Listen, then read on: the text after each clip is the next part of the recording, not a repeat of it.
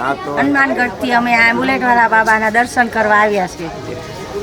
क्या मांगा आपने बाबा से? क्या शांति मांगा, कुछ बीजू नहीं मांगा। सासों के लिए शांति मांगा, सुख शांति मांगा।